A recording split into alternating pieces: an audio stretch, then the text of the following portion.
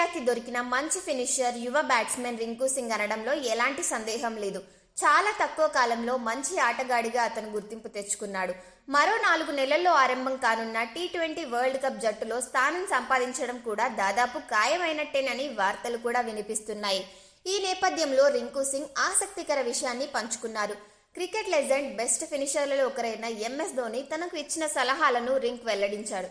క్రీజ్లో ప్రశాంతంగా ఉండి బాల్ని బట్టి స్పందించాలని మహీబాయ్ చెప్పాడని, తాను అదే పని చేస్తున్నట్టుగా చెప్పాడు. బ్యాటింగ్ చేసేటప్పుడు పెద్దగా ఆలోచించడం లేదని, బంతిని బట్టి మాత్రమే స్పందిస్తున్నానని చెప్పాడు. మొహాలీలో మ్యాచ్ ఆడటాన్ని ఆస్వాదించానని, కొంత ఒత్తిడి ఉన్నప్పటికీ అధిగమించానని చెప్పాడు. మొదటి 2-3 బంతులు కొంత ఒత్తిడిగా అనిపించిందని, ఆ తర్వాత బంతిపైనే దృష్టి పెట్టి ఆడానని రింకు సింగ్ చెప్పాడు. పెద్ద సిక్సర్లు కొట్టగలననే విషయం తనకు తెలుసని, అవకాశం రావడంతో బౌలింగ్ చేశానని చెప్పాడు. పోస్ట్ మ్యాచ్ ప్రెజెంటేషన్లో ఈ విషయాలను పంచుకున్నాడు. ఇక ఆఫ్ఘనిస్తాన్పై మ్యాచ్లో కేవలం 9 బంతులను మాత్రమే ఎదుర్కొన్న రింకు 16 పరుగులు కొట్టాడు.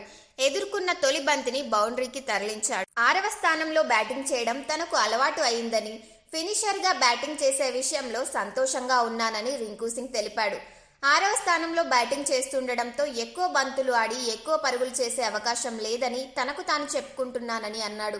ఇక మొహాలీలో చలి పరిస్థితులను ఆస్వాదించానని, అయితే ఫీల్డింగ్ చేస్తున్నప్పుడు కాస్త ఇబ్బందిగా అనిపించిందని వివరించాడు. మ్యాచ్ అనంతరం ఈ మేరకు స్పందించాడు. ఇదిలా ఉంచితే ఆఫ్ఘనిస్తాన్పై తొలి టీ20 మ్యాచ్లో టీమిండియా ఘన విజయం సాధించింది. ఆల్రౌండ్ ప్రదర్శనతో అదరగొట్టిన శివం దుబేకి player of the match award దక్కింది.